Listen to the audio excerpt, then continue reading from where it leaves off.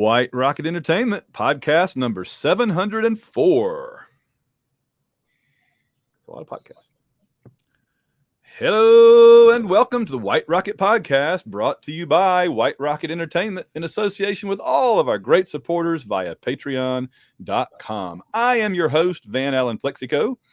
And as we celebrate the 5th anniversary of the Ready Player One movie this month, I am joined today to discuss Ready Player One, the book, with the hosts of the Surely You Can't Be Serious podcast, Jason Colvin and James D. Graves, along with one of my regular co-hosts, David Wright. Welcome all of you aboard the White Rocket Podcast, gentlemen. Thank you. Thanks, Van. Yeah, glad to be here, man. Yeah, I'm excited to get to talk to you guys. Yeah, it's very exciting to me to have David. You're on all the time, so that's cool. But I'm excited to have fresh meat, new blood on the show in Jason and James D. Graves. And you guys, James, you go by James or D? I've heard it both. Yeah, D. Okay, go by D. So Jason and D, you guys, I'm excited because your show. Quickly tell the audience what you guys do so they'll know who you are. Good. So we take two big hitters from the 80s or 90s or 70s, or sometimes we spill on over into the 21st century, but we pick movies and music that we love. And we started this from conversations that we had when we were running together about 10 years ago, where Jason would say something crazy like that Michael Jackson's Bad album was better than Michael Jackson's Thriller album. And I would have to say that you're completely wrong. And, fast forward 10 years and he says, hey, I'm thinking about doing a podcast. You think anybody would be interested to listen to a podcast on Frasier? And I said, no, I really don't. I said, if you did Friends, he's like, oh no, Frasier was better than Friends. I'm like, dude, you're wrong again. And so 10 minutes after that, I called him up. I said, why don't we do a podcast together where you say these ridiculous things and I tell you why you're wrong? There you go. There it is, man. We were just talking to you about our Smoking the Bandit versus Cannonball Run episode. Yeah, I mean, if that doesn't hook anybody our age, then what could, right? I mean, that's gold right there. So thank you. I'll tell you this, Jason is the one. I'm so excited that we're here talking about Ready Player One because Jason is the one that turned me on to the book in the first place. And I honestly don't think we would have our podcast had it not been for that book. Like, we just, as a shared moment of all of the 80s references, I think that it definitely planted seeds that ultimately blossomed into the Surely You Can't Be Serious podcast. I think that's right. Wow, that's awesome. Well, it's just seemed like such a natural topic to have you guys on here with, because it's such an 80s thing, right? It's so much about that era that we love. It tries to pull so many bits and pieces in and does it in a compelling and fun story at the same time. I mean, it was a big bestseller. I'll give a little background in a minute, but it even got Steven Spielberg to come in to do the movie. That's about as 80s as you can get right there, is to have Spielberg do the movie. So, David, quickly, what is your own connection with the book? I'm trying to remember when we first read it. I think I was hearing a lot of people say they were reading it and were loving it, but because I'm not a big video gamer, I was kind of turned off by the title, Ready Player One. So I was slow to sample it. I can't remember if it was your recommendation that really pushed me over the edge, or if I told you, I'm not sure. But finally, I had enough people saying, "Dude, you've got to read this book," and it feels like coldly calculated to just absolutely. It put me in the bullseye of the demographic. I am the guy they wrote this book for. I know I was born in 71. I know Jason was born in 73. James Donovan Halliday was born in 72. So, his life experience was our life experience. That's right. Yeah. So, it was hard to not immediately fall in love with this book. So. It's depressing to me to find out not only am I older than all of y'all, I'm also older than James Halliday. Oh gosh, that's sad. Yeah, well, it just means I get to remember more of the 70s than you guys do, and that's cool. Right. I always say the 70s are like a 3-legged, one-eyed dog. It's really ugly, but you still love it. And I just got to hug that dog a couple of times more. All right, so I'm going to do what you guys do, and you can chime in too, but you guys always give some basic background on this kind of thing. but I'm going to quickly give my own how I came across it too. And I don't think that's you guys. Yeah, that's David. But it actually was out for a little while in book form, and I thought, whatever. I wasn't reading a lot of current science fiction. I've been going more time toward crime stuff and all lately in the last several years. But they had a sale on on the Apple version of Audible where it was like $5. I'm like, $5. I mean, you can't go wrong there. This was probably in 2013, maybe like 2 years after it came out. And so I got it, but I was listening to it like at night when I would sleep. And because I have books that I listen to just to sleep. I don't plan to listen to them. They just let me sleep. And every time I'd wake up, I'd start getting interested in it. And so after like 2 nights of that, I got to start over when I'm awake, right? This is what I actually have to pay attention to. And I loved it. I loved it. And I've got a signed copy from Cline around here somewhere. This was actually funny too, real quick, so our David and my mutual friend, Kel Carpenter, worked as a librarian in Georgia. And Cline was there doing some kind of event at their library. And he knew, and Kel knew that I liked the book. So he got a paperback and went up to Cline and said, "Would you sign this for my friend Van?" And apparently what Cline does is he asks, "Are you a bigger Star Trek or Star Wars fan?" And whichever one you say, he either writes, "May the force be with you," or "Live long and prosper." And so Kel couldn't get me on the phone. So when my book arrived, it says, "May the force be with you and live long and prosper." He just put both in to cover all the bases. That's pretty awesome. Cool. Nice. So, That's awesome. All right. So Jason, how did you come across the book first? Yeah. So I had a really good friend named Craig Parrish who basically got down on his hands and knees and begged me to read this book. And he's like, "You don't understand, man. This is a bullseye for you." And it just so happened we were getting ready to go. We were going to Destin for a vacation for a few days. And I needed something kind of, pulpy for the beach or whatever. And I thought, "Oh, okay, I'll give this a shot." And I literally could not put the book down at the beach when I'm supposed to be playing in the surf with my kids and all that stuff. It was a direct bullseye for me. This is my absolute favorite fictional book of all time. It's the perfect quest story. Yes. That's funny because when I first read it, I said, this is like one of the better recent books I've read. And I listened to the audiobook with, again, that Will Wheaton does just a spectacular job, I think, of reading. And then I said, I think this is my favorite book in the last 5 years. And I've pretty much now elevated it up to like number 2 all time. Every time I listen to it, it gets a little higher and a little higher. It's rough. It has issues with how I apparently didn't have an editor, because an editor would have fixed some of the things I think are wrong with it as a book. Uh-huh. But it is his first novel. It's his first novel. Yeah, it was his first novel, right? But an editor at a big publishing house like where he got it published should have gone in and done a global replace all with then, and just there's almost nowhere in that book where it says then, that it could just not say that, which is basically every other paragraph. But anyway, that's just me as a writer. D, how did you come across it and get involved? Jason introduced it to me.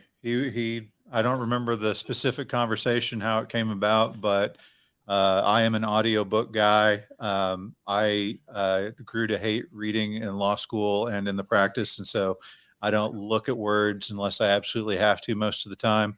And so talking to 2 writers, but yeah, sorry guys, do audiobooks. I will be happy. Look, I got a microphone right in front of me. I will be happy to read your books out loud and then listen to them. Hey, I got tons of audiobooks. But yeah, when our library has the Overdrive app, and I saw that it was available in audiobook, and I chunked it in, and I've never gone through an audiobook that fast in my life. Yeah. And you guys, we all kind of reread it recently, right? And it seemed like we were all flying through it again. Yeah. It's highly rereadable, re-listenable. It's oh yeah. He found a way to make 80s trivia knowledge the most important thing in the world. That's it. Yeah. I'll tell you this, on the rereading this time, there were so many references that I hadn't appreciated before that it was because of our podcast and doing the the research that we do for our podcast that I was like, oh, okay, I know what he's talking about here. That it flew over my head before. That's cool. Yeah, I know. I've listened to it like at least 6 times on audio now over the last 7 or 8 years, and every time I enjoy it just as much and find some new thing or two to go, oh yeah, how about that? Yeah, it's really remarkable. So we're going to talk mostly all about the book today, and we have a little trivia at the end. We'll do another show when we get a chance, hopefully before the month is over or somewhere in there, to talk about the movie. But we wanted to go ahead and get in while we could, at least talk about the book a little bit.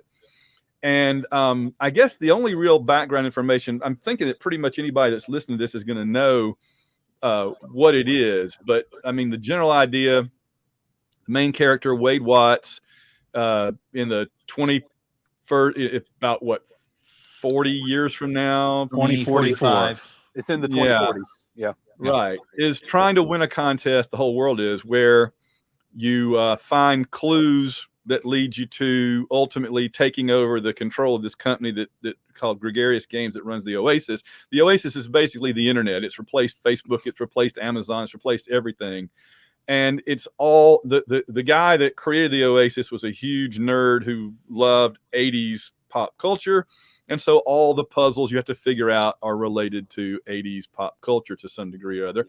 And everything that Wade does to get there involves, like, you know, the spaceship he flies in the Oasis, the lightsabers he uses, all that kind of stuff comes right out of.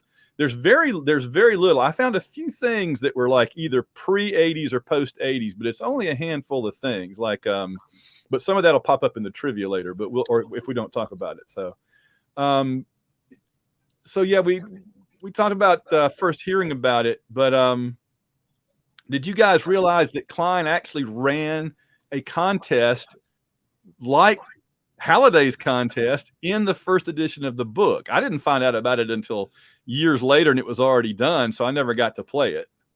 No. Yeah, I think that the guy who solved it ended up doing it the year after it was published. I think it was published 2011, and the guy solved it won it, I guess, in 2012. I guess there's a website in the book there somewhere, and if you go to the website, then it allows you to play some games, and whoever was the top player. I think this guy won by playing Joust, if I remember right. Yeah. Craig You had to Green. set a world record at it. Yeah. You had to set like a world record high score at it, but that was like the last challenge. The thing that I thought was neat about it was in the book, the main character, Wade Watts, has to they had to decipher the first clue by looking at notched letters in Halliday's journal. Yeah. And that's how Cline did it in the book, was he put little notches in the letters in the chapters or whatever. Oh, and if you wrote it all out, you got the website address or something. That is really cool, man. That's fantastic. I did not know that until we started looking at this. It's so amazing. Yeah. So yeah, the winner got a DeLorean. I think that Cline had 2 of them tricked out to look like the one in Back to the Future. Heck and yeah. he has one, and he gave the other one to the winner. So pretty awesome. That'd be cool. Awesome. Yeah. All right. So we're going to dig into the book a little bit. And first up, the plot. I talked to just a very brief bit about the plot, but I want to know what were you guys' favorite scenes? I'll start with D this time.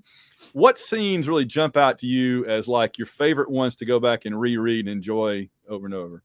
Okay, so I mentioned that I didn't, you sent these questions out and I forgot to look at them. So this is just off the cuff, but the scene I remember still to the moment that I listened to when Nolan Sorrento actually blows up the stacks, that was like a level up for me as far as the book was going. I was engaged in the book. I thought it was fun and a nice ride. And then when that happened, I was like, oh crap, this is for real. Like they just killed a bunch of people. This is a real deal. The stakes are up. And so even though that was a, terrible scene, for me, it was a pivotal moment.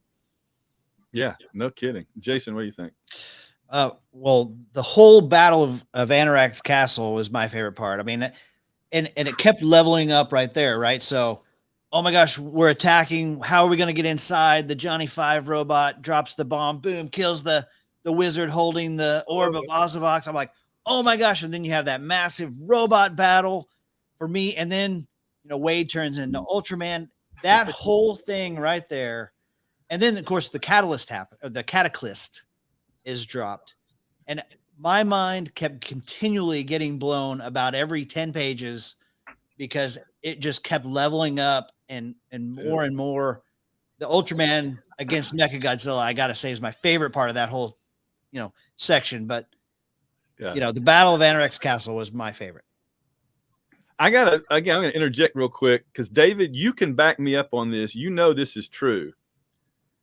When I read the part where the Johnny Five robot delivers the bomb to blow up the force field from the inside, I about fell out of the bed or whatever because I have an almost identical scene in one of my books, and my book came out like the exact same year, 2011. Oh, wow. Okay. And David has read it. He knows. I didn't rip him off, and he didn't rip me off because they came out at the same time. We both had a robot deliver a bomb to blow up a force field from the inside. That's fantastic, man. That's awesome. What a great idea. I guess it must be a great idea. We both thought of it at the same time. Insane. But when I'm reading that scene where Johnny Five is going around, going through, getting past all the Sentry robots because he's authorized and he's got the bomb in his hand, I'll flash back to Batman 66 where Adam West is running around with the bomb over his head. He's like sometimes having trouble getting rid of a bomb. That's what I was thinking of. So what's your favorite scenes, David? Well, I mean, Jason's right. The Ultraman versus Mechagodzilla, that's just ridiculous. You can't get better than that. Like the way the action and the stakes kept increasing and then it culminates in that. I am a huge fan of how this story is structured and it ends with that big finish. You can't beat that. But as far as like picking out another scene, instead of a fan of any specific scene, I'm just a fan of the whole concept, like the whole VR, like metaverse oasis kind of environment that he's in and all the possibilities that it gives you, so I was just probably the thing that made the biggest impression on me is when not only does he figure out that the first clue can be found on his public school's planet and that it's based on a classic D&D module, but that there are different instances of that, all over the place. And then you get in there and he's playing joust against like some undead king, undead lich. And so to me, that made an impression on me just because it kind of opened up for me what the possibilities of the story could be. I'm already a fan of like VR type sci-fi, like what I call hacker hero. Like it starts with probably Necromancer, the whole cyberpunk kind of look to it all. And this is actually similar to that in the sense that it's a dystopian world, right? It's set in the near future where everything is going completely to crap. And the Snow Crash is another one by Neil Stephenson. It's a classic. That one was my favorite until Ready Player One came along. I've also read Hacker and the Ants by Rudy Rucker. All of these are really fun because it kind of gives you and you got to read Strictly Analog. That one is also amazing. Van, you would like that because it's kind of a crime noir kind of approach, but it deals with this kind of VR virtual reality environment. And I like all of that. So I'm already a fan of that stuff. And then you add to that all the pop culture references of my childhood, of all the references that I'm going to get that I would have chosen if I were writing the book. And the 1-2 combo of like VR sci-fi and 80s pop culture is just I am yours. I am all yours. Wherever you want to take the story, I'm there. I will follow you anywhere, even if it's Ultraman versus Mechagodzilla. Yeah. Well, that's one thing people have kind of, if there's, I don't know, criticized, and we'll talk about some of the criticism in a minute, but was that it really does kind of, it includes all forms of media, but it really is kind of aimed at gamers more than anything else. And that, I agree with David, that was something I was not as excited about because that's pretty much my lowest level of interest of all these various forms of media. But I guess as a game itself, it kind of had to, because you needed the competition of, like, if every challenge was recite a movie, when he did that the second time, I was like, okay, let's get on past this. Like, we know he's reciting the movie. We get it. We know that he knows every word of every every movie, whatever. But Well, but let me jump back. I think I might have said necromancer. Obviously, I meant neuromancer. But as far as the references go, I'm pure 80s. Cline seems like he was like a little late 70s mixed in there too. I'm not as much into the giant monster and robot Japanese stuff as he was. But, I was also there for, adventure on Atari 2600. I know exactly what that room looked like, what that dragon looked like. You mentioned a couple of things. Again, you mentioned that Ludus, the school planet, is where the first challenge ends up being. I thought that was so brilliant because it meant that anybody could play, not just people who were high level with a lot of credits or whatever, right? Because that's how Wade was able to do it. All he needed was a way to get over to the other side of the planet. And H didn't even need that because it was like right next to H's high school, basically. So I thought that was such a good idea, to make it available to anybody and not just to people who could afford it. My favorite scene, to finish this part out, there's two things Wade does that I think are so cool. One is that extended part after Artemis dumps him. And he's by himself doing nothing but trying to solve the second, I think, puzzle. And he's on his asteroid with his spaceships and everything. He meets with Shoto, yeah. During that part, that whole bit was really cool to me. I just liked him being out there like this free agent Jedi Knight lone wolf guy. That was cool. And then the way that book 2 or whatever ends, he's doing okay, except he's found out that Sorrento's got the crystal key and he's freaking out. But he's in his apartment. He's got money, he's safe. And then you start the next book with them cutting him out of his apartment and taking him off into indentured servitude. And when you first read that, aren't you like, what is going on here? Because that's when it quits being virtual reality. That's actually him in the real world in great jeopardy, which we hadn't really seen except for the explosion that Dee mentioned, right? So I like that they brought the stakes higher on that last section. It was incredible. So, I totally agree with H. Balls of titanium to pull that off, right? Yeah. I was going to say his whole escape, his orchestrated and premeditated escape plan for getting out of IOI, that was a pretty cool sequence. Brilliant. Yeah, and he had to trust that the codes and everything he had were going to work, and he couldn't find that out until it was too late. Hey, have you guys, I'm sorry to digress here. Have you guys read American Kingpin? No. Okay, so it's the true story of the guy who basically invented the Amazon for drugs, weapons, and everything illegal on the internet, and it talks about the dark web, and that was obviously the Silk Road is the thing that he created. But I immediately, when I listened to it again, I had come back I read that book in between the last time I read it and this one. I immediately thought of there is this dark web out there where you can get these things like back passwords and codes and stuff into this, and you never know when or where that's going to come up. So I thought it was brilliant to have that all the way back in 2011, have that be his way to sneak into the behind the scenes of the computers at IOI. Brilliant. Yeah.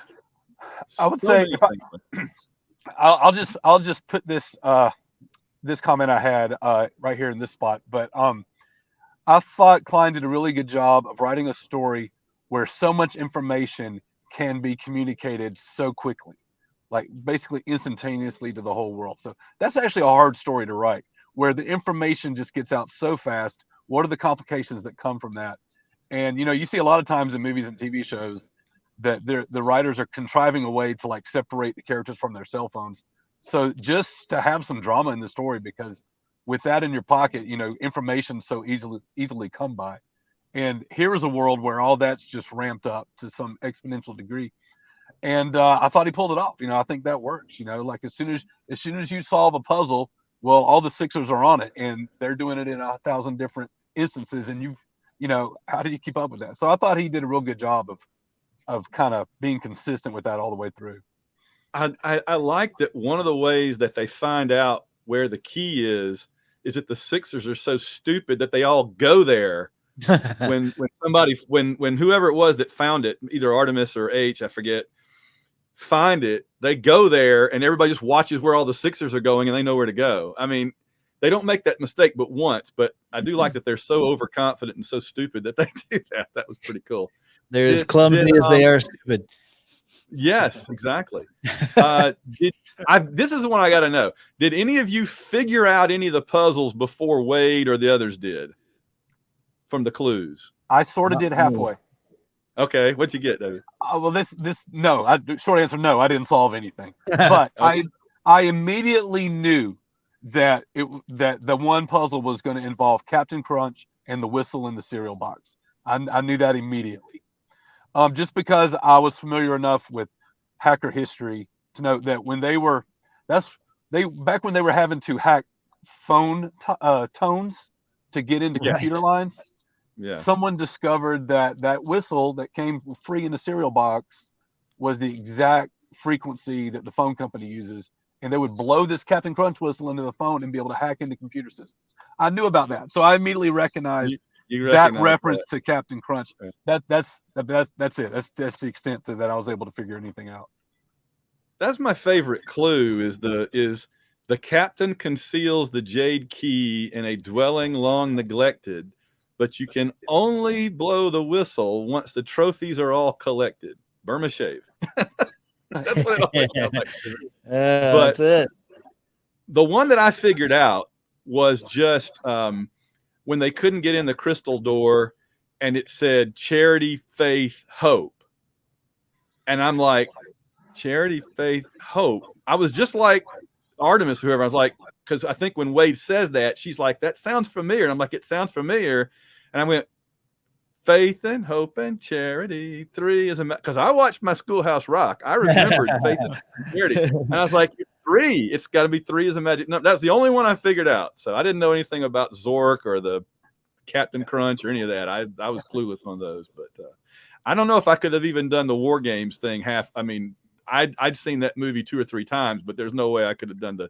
How many times must Wade have watched all this stuff to just happen to know every word of dialogue from War Games? That's the one thing that I just felt was too big of a break from actual reality. Was how can you possibly what was he 18 years old have consumed literally 30 years of detailed information and have it at your disposal? That one was a little tough for me to swallow. Yeah, and the fact that he had it all tells me that like BitTorrent must be awesome in his day and time, because there's no way he bought any of that, and it's not like he had all that on Apple on iTunes or anything. You know what I mean? He on his computer he had like every TV show, every movie, every comic, every book, and I'm like, how much would that be worth if he'd legitimately paid for all of it? It had to all be, black market or whatever. Yeah. So BitTorrent was pretty big back in 2011. So yeah, I mean, that's how my ex-girlfriend back in the day got all the viruses on her computer. So I know that was a thing. Yeah. All right. I got another question I got to ask you. If you made it far enough into this game, which giant robot would you choose? David, which giant robot would you have chosen? Man, well, we didn't really hear all the options, right? So I just kind of get to pick one. Yeah, just assume it's there, because there were a bunch that never got chosen. I don't know if I can name another giant robot that we didn't already see. So I will go with. There was a show that was kind of like Ultraman, where it was a similar giant character, but I'm not remembering the name of it. I think it might have been Space Giants, where the whole family lives in a mountain and they all turn into jet planes or something like that. I don't know. That's the best I got. I don't have a giant robot. I'll take one of the Marvel Shogun Warriors. I see. There you go. I'm with you there. I'm going to go ahead and say I would take Mazinga, because I've got the Bandai little like $100, but like about that big Mazinga up on my bookshelf that I put together. I love Mazinga. I had all those and I had Godzilla and all the Shoguns when they were about 3 feet tall. So Jason, which giant robot are you taking? Well, the easy decision for me is I'm taking Mechagodzilla. If it's available, Mechagodzilla all day, every day. But the first thing that popped in my head when you asked this question, I'm probably bending the rules of this question a little bit, but I'm taking a giant version of IG-88 from The Empire Strikes Back. Oh, interesting. So I don't know that that's a giant robot, but if I could make it giant, that's what I'm taking. I like it. That's interesting. D, what do you think? This one, I'm pretty sure I actually wore this t-shirt to Jason and I went and saw the movie the night that it came out, and I'm pretty sure I wore my Voltron t-shirt to the showing. I don't even remember if that was one of the options, if Voltron was one of the options or not. I think the Sixers had it. So. Yeah. Okay. So I would do Voltron, and the only reason I didn't even watch the show. I did not watch the show, but I had all of the guys that met up together to create the larger power robot. And so that's, I remember playing with those toys in the 80s as a kid. So that'd be my choice. Voltron for sure. I guess I should have named like my giant robot from my book that just came out a few months ago. Yeah. Valis V. Yeah, there you go. Valis V. That's what I picked. But yeah. All right. So let's see. We talk about characters, and I want to know, well, first, before I ask your favorite characters and why, did anybody kind of figure out what the deal was with H? I mean, I felt like it was awfully suspicious that he seemed like a perfect kind of frat boy guy, but yet only was very mysterious background, had just the one letter as the name. And so I was suspicious of H all along, but I never, and there was always that sense of people in the Oasis are not who they act like, who they pretend to be, right? But what did you think about H, and did anybody figure it out? I didn't figure it out, but so for me, I never doubted his sincerity or his genuineness as his friend, but he was sort of clouded in mystery this whole time. So I thought, like you, I was a little suspicious of who's on the other end, but that's about as far as I got. Yeah. I mean, I didn't figure it out specifically, but he referenced an old hairy guy named Chuck in a basement enough times that I'm thinking this is Chekhov's gun, man. There's got to be something happening where somebody is not who we expect them to be. But I didn't predict it as H. It was just kind of, I tried deliberately, honestly, not to figure out those kind of things because I enjoy the surprise. But when that came along, I was like, oh yeah, of course, that makes sense. It wasn't oh my goodness. It was oh yeah, of course. That makes sense. There you go. Sure. Yeah, I think that's right. David, what did you? I mean, I think the same thing, there was enough there to understand what was coming, that there was going to be a character, that this was going to be the character who didn't look anything like their avatar. Now to say we specifically predict it was going to be a black girl from Atlanta, Georgia, probably not, but like Jason, I never doubted the genuineness of the friendship, but obviously in this kind of VR world where everybody's represented by avatars, they can look like whatever you want to, there's an opportunity there to kind of explore that theme of identity, and also self-presentation. And I think he would have missed a trick if he had not had at least one character that that played with that. And because the others were pretty much dead on, relatively speaking. Right. Yeah. And then also, to see how Wade reacted when the reveal happened. Does the friendship magically disappear just because it doesn't look like the avatar? And I thought there was an important message there. So that was good. And H clearly was worried about that. H was concerned that either some kind of prejudice on Wade's part or being dishonest with him for so long, some combination of those two factors were going to influence. And he kind of had to take a moment, when he got on the van or whatever with Helen, he kind of had to take a moment, and she was kind of worried that that she'd that was it. But he's like, oh, you're my buddy, and they kind of got past it. Yeah, it was cool. It's interesting to consider that if you can choose your demographic, if you can choose what you look like and who you are, would you choose to be you, or would you choose to be somebody else? And I think that choice says something about the character, and I think we learned enough about Helen that that her choice made sense in the context. So sure. I thought it was good. Yeah. Well, what about, I had a note here to ask you guys. Now, we're not going to talk about the movie this episode, but I do think it was interesting to kind of compare how the book versions come off in retrospect after the movie, because the movie really made all 5 of what they called the high 5 in the movie. It made them all good. In other words, we like all 5 of them. They're all likable, good characters. In the book, I think they're a little more shaded and nuanced.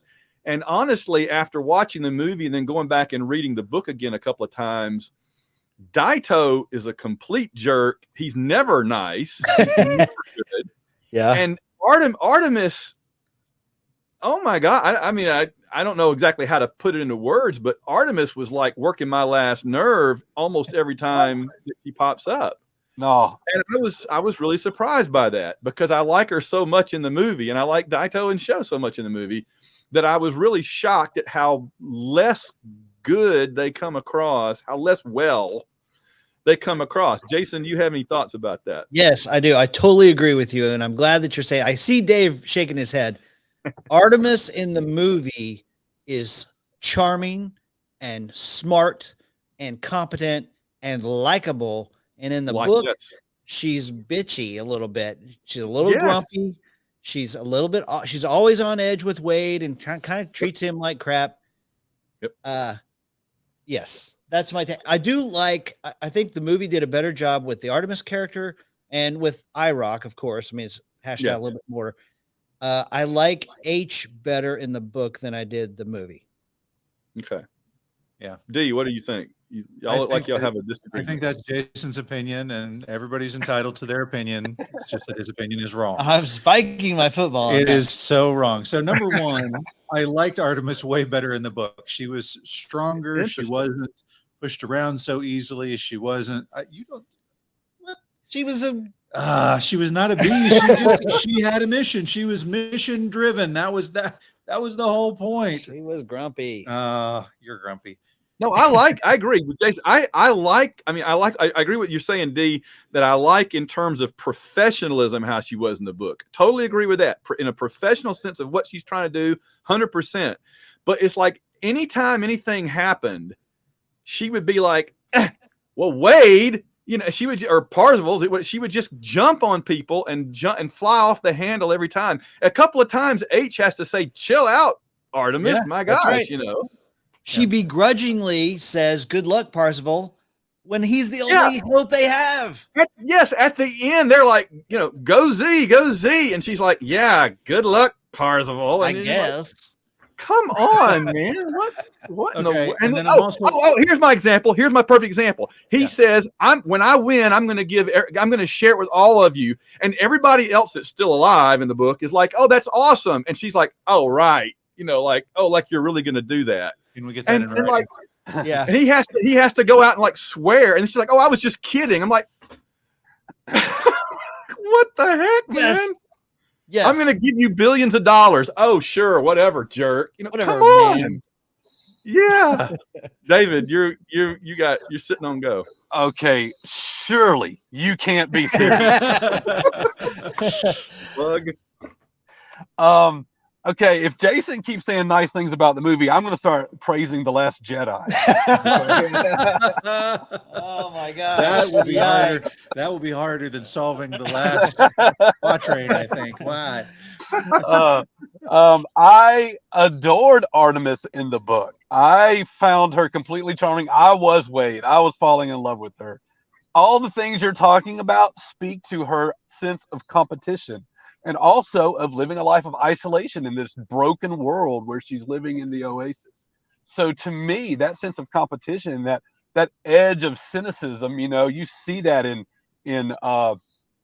I don't know, you see it in gamers, boys and girls, right? So I think all of that is just showing her on equal ground with Wade, that they were peers, and I just found them to be intellectual matches. And I just thought she was an awesome character. I got nothing bad to say about it. All I right. also did not have a problem with, how do you say it, Daito? Mhm. You're saying he was a jerk in the book. I did not get that That's sense but at all. But I also obviously got to know him the least. Like, he was more of a yes. cipher than anybody else. And then of course he doesn't make it all the way through the book either. So he was probably the least developed, the one we got to know the least about, or become the least familiar with.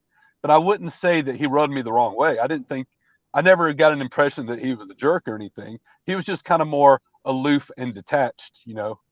So I look at it like this. Well, so D is Daito and Jason is Shoto, because D is always in the group chats, but he never comes around. He's the cipher. That's true. Now, I don't think he's a jerk. He's just mysterious.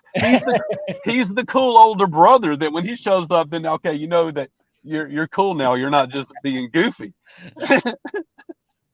So I think because I didn't talk about Daito either, but you threw this out in our text chat before, and I stated my opinion then. I like the fact that he's guarded and he's aloof and he is reserved about having any connection with any of these other guys, because I think that makes what happens ultimately, what his sacrifice is and what he does, it's a good character arc. Like, he's the one that gives them the key, one of the keys to success to win the whole competition, because he wants Wade to win it. He wants him to win it. If he can't have it, he wants Wade to have it. I mean, I think he's Boromir, right? He's the guy that you're just kind of like, I don't know about that guy the whole time. And then when it comes down to it, when it comes down to the fight, even if he has to sacrifice himself so that everybody else can win, he's the guy who's going to stand up and do that. So that's I like he's Boromir. If at the Council of Elrond, Boromir had said, "Screw you guys, I'm going to do this myself. I don't need any of you," grabbed one of the elves and left. But I like it. I like it. It's just Daito is the Boromir figure. Okay, that's interesting. Good. Is it weird that you guys keep calling him Wade? I mean, he's Parzival to me. Parzival. Yes, Parzival. that's fair. It'll always be Wade Watts because of the alliteration and the Peter Parker and the Clark Kent and all of that stuff. But I also wonder if just this time in going through, if Wade Watts is also somehow a little bit Will Wheaton. Oh yeah. Well, that's who he is in the audio. Yeah. Yeah. Well, and they never mention, Cline never mentions this, but you notice that Wade's full initials are WOW, which is World of Warcraft. Oh, nice. Yeah, there you go. I kept thinking it's World of Warcraft reference, but I don't know. Maybe not. All right, let's go around the horn real quick and just tell me your favorite character overall and why quickly, and then we're going to go to the setting, the stacks and everything in the Oasis. So, all right, David, your favorite character and why? Well, I mean, is Parzival. I mean, for all the obvious reasons. He's the main character. He's the knight on the quest. He's got his friends around him. I do love H. I love the standalone simulation of the basement where you can go hang out, and you have all your cool stuff there. I want my own standalone simulation. I want my own basement. Yes. Yeah. But I mean, is there another character that comes close to Parzival? No, I like Parzival. I like his whole look. I like the choice of his name. I like his whole presence, how he goes, how he's world famous in the Oasis, and he's like this anonymous broken, not broken, but broke school kid, living in a trailer park. He's got his little hideout at the beginning of the story. Inside, I imagine it's like a junkyard, and he has to charge his battery with an exercise bike just so he doesn't completely have his body go to waste. These are all my trivia questions going by the way. Sorry. By the way, just laying out the answers to all the trivia questions. just to let you know, right. Jason and I both are from Oklahoma. So when we saw Oklahoma City as his location to begin the book, we're like, heck yeah, all right. Yeah. That's right. but he actually gives his address. Is that one of your trivia questions? No. Okay, no. good. He gives his address, and it says 700 Portland Avenue in Oklahoma City, and I was like, ooh, I want to go by there. And then I was like, oh wait, there's a 700 North and a 700 South. Either one of them potentially could be a place for stacked up mobile homes in the future. Yeah, But it was kind of cool to this time going, oh, they actually give the address, and I'm in town. I'm going to go check this place out. Yeah. I'd forgotten they did that. Yeah. Yeah. Well, and Jason, all right, I was trying to think. I got mine ready, but go ahead, Jason. Who's your favorite character? I mean, it's clearly Parzival. Everybody reading the story is through his eyes. It's Parzival all the way, 100%. Although I do want to give a shout out to the sweet old lady who fixes him breakfast and stuff like that in the state. I can't remember her name, but I can't remember either. Mrs. Gilmore. Mrs. Gilmore, Yeah, yes. that's right. Yeah, Rory. That's good. right. Steve, I don't think we got your favorite. Did we get your favorite character, or you had a commentary there? But I don't know if you said it. Me? Parzival. His is Parzival. I agree. I don't think you can pick anybody but Parzival. I mean, Ernest Cline said if he was picking who he was, it'd be Parzival or James Halliday. But if I'm not picking Parzival, because obviously everybody else is picking Parzival, I'm going to go with Ogden Morrow. I like how he subtly becomes a part of the story. He seems to be in the background, but I also just kind of like who he is as a person. He's the guy who he really was. He was Wozniak, right? Like, I mean, he was the guy who I'm making these things because I love doing this, and the other guy can go and make them big or whatever. But he, Jason and I have talked a couple of times, actually several times, about the US Festival in 1983, which was a Steve Wozniak concert that he put on. And every time I hear and think about Ogden Morrow, I have that picture in my head of just this guy who deeply cares about the emotional well-being of those around him and the world as a whole. So Ogden Morrow is my non-Parzival choice. I was going to go. You guys went with Jason went with Oklahoma. I'm going to go with Atlanta, my third home away from home, and go with H because I enjoyed H even more in the movie, and so I thought that what an awesome character all the way around. Very similar to Parzival, but in different ways. Let's see. We got a couple of things we're going to get to, and our time is zipping along here, so we're going to try to speed things up. I want to get your sense about the setting. I'm not going to go into too many specifics in my question. I'm just going to say, there's two settings, right? You've got the real world, which is an energy crisis world, the stacks and all that, which is by itself a great science fiction story setting. And then you've got the Oasis, this amazing full immersion virtual reality world. So this book gives you not one, but two completely separate, really fascinating settings. David, let me start with you then. Just any thoughts or reactions to the setting that this story takes place in, the two. Well, first of all, near future, and it's believable. Like, you know what I mean? Like you can see how we're going to get there. We hope we don't, but you can see how it could happen. So the idea of the Oasis, we're kind of seeing talk of that now with the idea of the metaverse. And I've read up on on what the challenges are in realizing something like the metaverse. And it's going to be hard to see it actually accomplished. But I love the idea that there's this virtual reality that where you're existing in avatars, and this is not only how you interface with the internet, but it's how you interface with the rest of the world, and that the rules of physics disappear. Like the whole thing with the Distracted Globe nightclub and how the DJ could spin the whole nightclub on his turntable, and stuff like that. So the possibilities that open up with the virtual world. So, like I said, I've read other VR fiction, and I'm a fan of all that I've read. And so, if I'm picking between the two worlds, I'm taking the Oasis. But I'm fascinated by the possibilities of it. How you just walk along and you can just conjure up a screen in front of your face and turn it around for people to see. Or just all the things like that, though, the way they translate, the fact that you're really working on a computer and moving files around with that VR interface of how you're interacting with everybody. So I think it's very cool. Yeah. Jason, what do you think? Yeah. So I same as Dave, I like the real world has sort of reached that Malcolm Gladwell tipping point. It's bad and getting worse.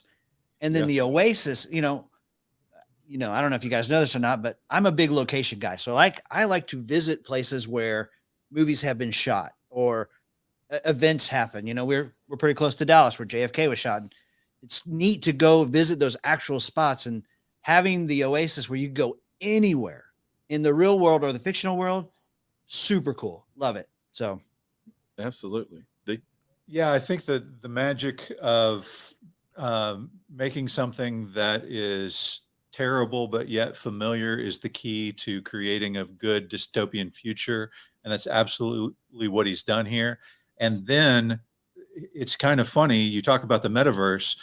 It's almost like a self-realizing prophecy here, because all of the Oculus VR people are required to read Ready Player One as a part of their job requirements. They have to read, like, a lot of them will tell you, your book inspired me to go do this.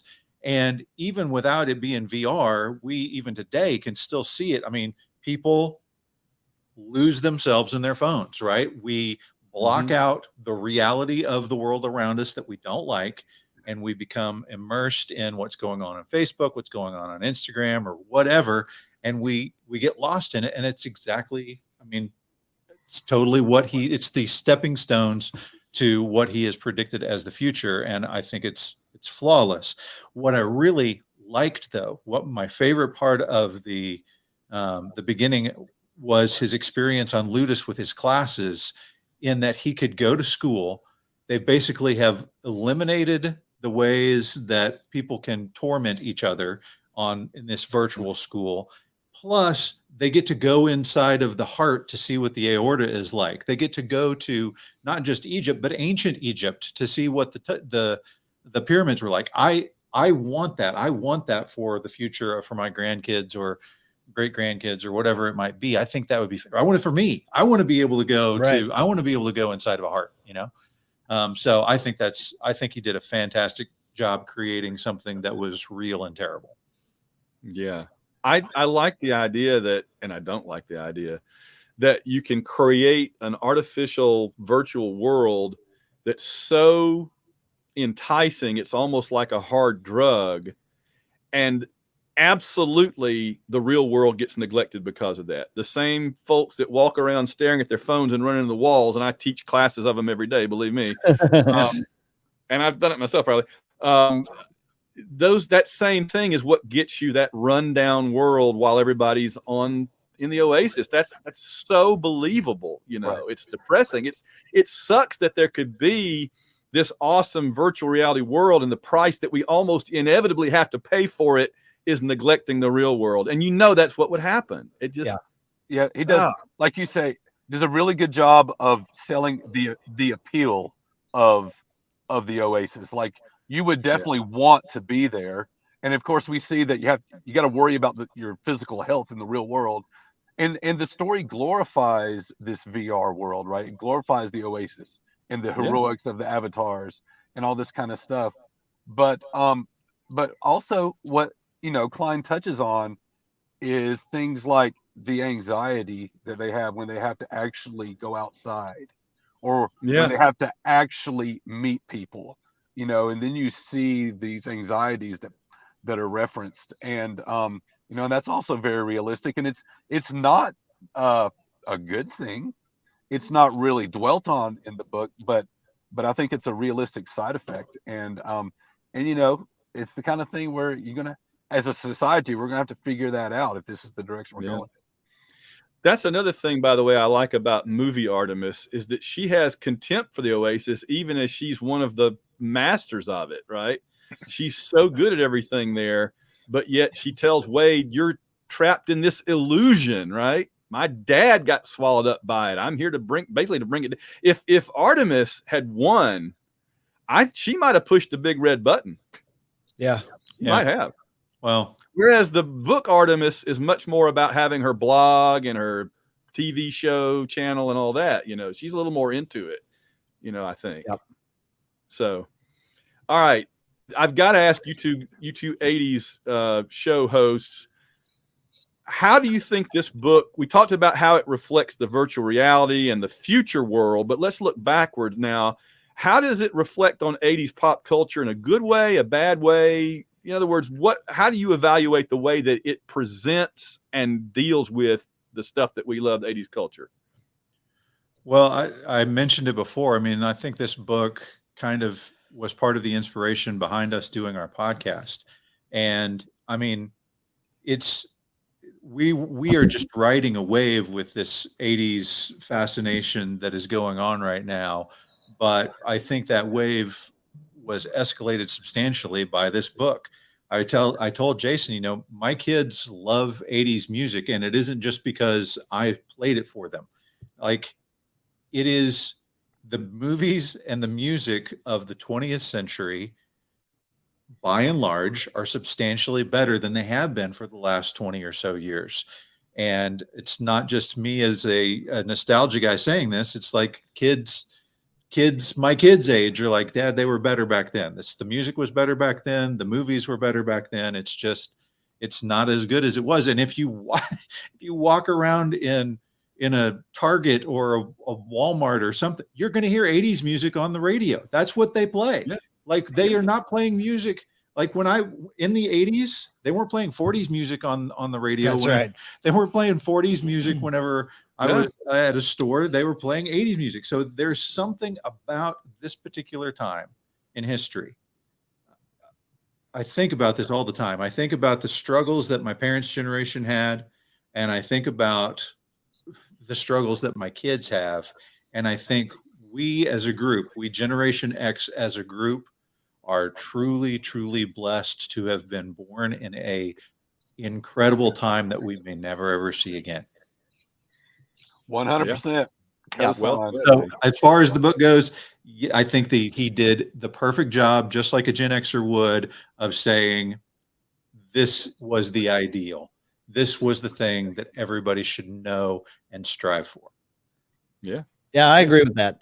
I got nothing to add. That's exactly the way I feel. Dave, what do you think? Well, let me interject real quick, David. I agree, and I think that other decades have had their proponents and their venues, like Happy Days and Laverne and Shirley told us the 50s were awesome, and there's all kind of stuff that's always told us how great the 60s were, all the way up through Austin Powers and stuff, right? Sure. The 70s are the 70s, the three-legged dog. But yeah, I mean, I was glad something did come along and say the 80s were maybe the best one ever. Yeah. And when I teach American history, I tell my students, I'm like, you guys missed out. I'm just telling you right now, you missed out, man. You don't even know. So, David, go ahead. Well, I mean, I am class of 89. So, right, the 80s began with me in third grade. It ended with me in college. I am the purest child of the 80s you can possibly be. So this is my life. Like, it doesn't seem that long ago. All this stuff book celebrates all the things that I already love. Not only am I a child of the 80s, I'm a big geek anyway. So he's hitting all of my targets. I agree with D. What I think he's getting at is that we can objectively look back at history now. We're far enough removed that we have a perspective on all these decades, and we can go, you know what? The 80s really might have actually been the best decade. Like, not talking, like, take nostalgia out of the equation. This might have been the best decade. But that said, I am unapologetically nostalgic. I live in the 80s every day. I don't ever want to leave. And if I'm creating the Oasis, it's going to be 1988 or 1984, forever, unchanging. So I probably around 2018, 2019, which I'd have to go back. I wonder when I first read this book. This book might have started it, but I just really, for the first time, just dove back into the 80s around 2018 or so. I spent about 2.5 years, literally watching nothing but movies from the 80s. I remember revisiting favorites that I hadn't seen in 30 years, or seeing ones that I missed the first time around. And I just absolutely love the 80s. I found the Surely You Can't Be Serious podcast because I wanted more 80s in my life. I wanted to talk about the movies. I wanted to talk about the music. And this book is like catnip for me. It's unfair what it does to me. I don't want. The worst thing about this book is the fact that it's finite. Now it's over. You know. Good deal. All right, I have one last topic. I'm just going to let you think about for a minute, and I've got a few trivia questions. I don't want to keep everybody too long, but if you'll indulge me for a few more minutes, I've got a few trivia questions. I got so many good trivia questions here. I don't know which ones to pick, honestly. We may have to do a trivia show later just for trivia questions, but I'll throw out a few now. But I want you to think about this: if there's one pop culture thing that either was not included in the book or wasn't big enough, featured enough in your opinion, what would you have added? Like what if you made a fourth gate or a fourth big or another big reference or something, what would you throw in? And I'll let you think about it for a minute, because that's a tough one, right? There's a lot of choices out there. Oh, Jason already knows. Go ahead. I'm ready. I thought about this. So for me, there's two things, right? Okay. The most difficult yet entrancing video game I've ever played that captured my fascination, and I absolutely sucked at it, is the video game Dragon Slayer. And so to me, you know, that had the Don Bluth like animation, and you had to play. It's like a weird. You played a cartoon, and I always wanted to see the dragon. You know, I always wanted to make it to the dragon, and I could never do anything. So I think that would be a really cool. Somehow incorporate that into a gate or something like that. So that's one. And number two, for me, I think the movie or the video game Tron, the light cycles and the discs and living inside the computer and sort of battling out inside the computer, all of that stuff. And it's pure 80s and it's awesome. And it really captured my imagination as a kid. So those two things, those are my two. I'm really surprised that he didn't include those two, because I agree with you. Those are two very. I'm surprised. Yeah, I'm frankly surprised that since you mentioned those that they're not, because they're game related, which is so much of what's in there, and they're big. They were big things, and he barely even. I think he might mention Tron, but if he does, it's just very briefly, if at all. So, okay, yeah, that's interesting. Anybody else got one offhand you want to think about it a little bit more? Well, I mean, it's hard to talk about the 80s and not mention Michael Jackson. I think that's like the big thing from the decade. Ready Player 2, we do get a big print section. I'll just point that out. But not Michael Jackson, though. All right. That's all I got. Interesting. But no, I think that's good. Yeah. D, do you have a thought?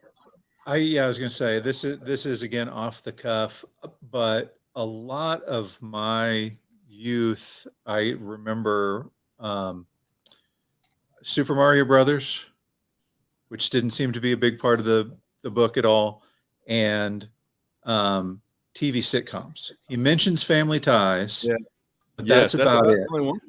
Yeah. And you've got the Cosby Show, you've got Growing Pains, you've got Cheers, you get all of these iconic TV shows that I feel like he could have done more with that. I think that probably what Jason said was probably better suited for the book, because you've got questing, with Dragon Slayer and Tron and that kind of thing. But just those were some very big parts of my childhood.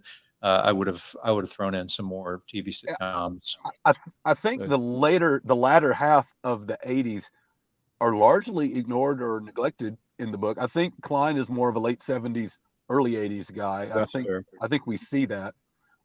Probably the only thing the book was missing was a virtual recreation of the inside of the hotel of The Shining. It'd have been good if they could have included that. And that wasn't the one. If they just had that, it would have been a perfect story. That wasn't the one they were going to use in the movie. Was it? They were going to do Blade Runner, I think, and they didn't have the rights to it or something, or they couldn't do it somehow. The thing I think is the most shocking omission to me is Indiana Jones. Yeah, there you go. I was going to say that, but then I remembered he calls it his Grail Diary from Last Crusade. And so I was like, they didn't have much Indiana Jones. By the way, sidebar here. I went to go see my dad. I picked up his 1993 Ram Charger from him. It has a tape deck in it that still works. I bought the Dirty Dancing soundtrack today because it was the only tape that I could find that was worth buying. But as we're driving, he's telling me he's got this film as lit class, and he's like, we're driving. I don't remember what made me say it, but I'm like, hey, have you ever seen all of Raiders of the Lost Ark? Like, have you seen that last scene, you know? And he was like, no. And in my film is lit class, we were supposed to watch it. And I was so excited because I was going to see the end. And then they all voted to watch this movie called Stardust instead. And I was like, what? He's like, I know. He goes, I always know what we're going to pick because I always am voting for the movie that we pick. And it was me and one other guy in this whole class who voted for Raiders of the Lost Ark. I'm like, son, when we get to Dad's house, the first thing that we're going to do is turn it on, and you and I are going to watch that together with my dad. So we had 3 generations of Graves men watching Raiders of the Lost Ark and melting with each other. Very good. That's the way. Very nice. All right. Last thing we're going to do, I got some trivia questions. I guess whoever knows the answer, raise your hand or shout it out or however we want to do it. Nothing formal. We'll actually like keep score and stuff if we do a whole trivia episode, but I'm just going to throw you out a few samplers here real quick. The Oasis the Oasis universe, the in-universe Oasis is shaped like what 80s item? Rubik's Cube. Yes. It is Rubik's Cube. Yes. Let me. He said or shout it out. I went with the obvious choice. That's fine. Thanks, Dido. Yeah. James Halliday's first computer was a TRS-80, but what computer had he asked for Christmas and been given the TRS-80 instead? Commodore 64. Yes. What D said. Yeah. All right. Okay, I'm not going to shout it out this time, even if I know. All right, it. you guys are. I'm going to have to get harder here. Y'all are doing really well. Let's see. That's a 2-parter. I'm going to skip that. Dang it. 700 Portland Avenue, Oklahoma City. What image does Parzival see at the end of the second gate that tells him where to go to find the crystal key? Yeah. You guys don't know the answer on this one. I know this one. He sees a star in the shape of the star that was on the Rush 2112 album. That's excellent. Yes, the star. That's exactly right. All right, a few more. Let me see. When Wade is choosing a place to connect to the Oasis in Columbus, Ohio, the most important factors to him are that it has a good lag-free internet connection and what? What is the other most important factor when choosing his service provider in Columbus, Ohio? Jason. He needs a fat tube to upload the Zeta file or whatever. That he does, but that's not one of the 2 things when he picks out. He finds that out once he goes in. Okay. He picks one out to go into based on it has a good connection and Haptic gear? No. I don't know. I can't remember. I'm let the time run out. Beep, beep, beep. Not owned by IOI. Oh Yeah. That's a good Doesn't one. Yeah, want that's one good. owned by IOI. Ogg's mansion is designed to look like what fantasy location? Rivendell. Rivendell, yes, from the movie, I guess. Let's see. What item or items does Parzival find after the cataclysm explosion that enables him to reach the 3rd gate when he's stuck in the basement of the castle? Yes. He finds Artemis's Chucks. Artemis's Chucks. Yes, the limitation shoes. Man, y'all are killing it. Woo! All right, I'm gonna do 2 more. I've got some. What does Oasis stand for? Oh God. Good luck. Anthropomorphic Ontological simulation. Anthropomorphic simulation in Immersion system. Ontologically anthropocentric sensory immersion simulation. Well, Nice. We would not. All right, here you go. So we all know that clearing the first gate, you have to reenact war games. After Artemis clears the first gate, what does she? Oh, this is such a perfect question for this conversation. What does she complain that she did not have the option of doing? She complains that she didn't have the option of playing a different character. She would have played Ali Sheedy's That's character. That is correct. Always That is complaining. correct. All right. Always complaining. One more. Who was the first avatar to acquire the Jade Key? Sorrento, yeah. And that's the crystal key. Oh, it was Artemis. It was Artemis. That's right. She was the first to find the copper key and the first to acquire the Jade Key. And in fact, I have a question in here somewhere. This is your bonus. Who are the only 3 avatars who ever held the #1 spot on the scoreboard? There's only 3 that ever held the #1 spot. Parzival, Artemis, and Sorrento. Sorrento. That's it. Parzival, Artemis, Sorrento. All right, I got one. I got one for you. What was Sorrento's employee number? IOI some 6. It's 6. I know the last 3 digits are 321. It's IOI 606321, maybe 616321. You're very close. It's 655321. Wow. I knew it was 321. What was Sorrento's alternate name in the Oasis? Oh crap! That was in my show notes. You'd have to read the short story by Andy Weir to know the answer. And there's a short story by Andy Weir. That alone is insane. Oh, I know the answer then. I know the answer. I don't have it. I can't find it. Loreno, Lacinto. I think it's Larceno. Larceno. Thank you. And what kind of vehicle is he traveling on at the beginning of that story? Because it did not appear in the book, and I was very disappointed. It's from Space 1999, but I can't remember the name of the vehicle. The Eagle. Yeah, Okay. Eagle 1. Eagle. All right, listen. I want you to name Parzival's asteroid, his spaceship, and his car. I can do that. The asteroid is Falco.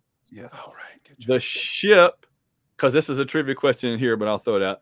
The ship is the Vonnegut, but it was originally the Keeley because it's the Firefly, which is the one from much later than the 80s that I was referring to earlier. Part of the Whedonverse. There's some stuff from the 70s like 2112, and there's stuff from way later like the Firefly, which also shows up in the movie. The name of his car? Yeah. When does he have a car in the movie? He's got a car that is a combination of the DeLorean from Back to the Future, the Knight Rider, and the Ghostbusters. So it's like the Ecto something, Ecto 88. Ecto 88. Yes, that's it. There we go. Nice. Between the 3 of you got it. You're like Charity Hope and whatever. Very good. Very 3 is good. a magic number. We turned the keys, guys. Very nice. Very good. So, all right, to wrap things up then, let me ask you guys, have you read any other works by Ernest Cline, and have you read Ready Player 2, anybody? I have also listened to the audiobook of Ready Player 2. I have not read Armada. I think I tried to start it and didn't hold my interest. And I've seen Fanboys, but I don't really remember much of it. It was a long time ago.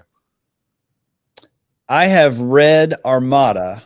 So if Ready Player 1's a 10, I would say Armada is maybe a 6.5 or a 7. Yeah, that seems about right to me. I have not read Ready Player 2 yet because to me, it's like hey, we've got a sequel to the greatest story ever told. It's like the New Testament part 2, but no thanks. I'll just stick with the original. But Yeah, it's and then, but I do love Fanboys. I love the movie Fanboys by Ernest Cline. So I think it's fantastic. It's a quest movie. It's wrapped around Star Wars, and I absolutely love it. So I'd say that's an 8. I did a rabbit hole on that one. This is not the rabbit hole I was referring to. I'll do that one maybe when we do our trivia episode or whatever. But there was a push at some point to take the cancer element out of Fanboys, and people lost their minds and said this is ridiculous, and it was a big petition. But they literally shot it. They shot an entire other set of scenes that did more raunchy humor and completely took the cancer part of it out. Wow. Fortunately, wiser men were chosen to make decisions. interesting. All right. Well, guys, I think we're going to wrap things up here, running out of time. But I appreciate you guys coming on so much. This was a whole lot of fun. Yeah. And I look forward to reconvening to talk about the movie at some point soon, hopefully. Awesome. Sounds great, man. Thanks for having us. Yeah, that was a great fun. time. A really good time. So go and check out the Surely You Can't Be Serious podcast with Jason and Dee. And David will be along again soon to do something else with me, I'm sure. We're always working on something. And we will see you guys in the next episode. The rocket's going to get on out of here. We'll see you guys then.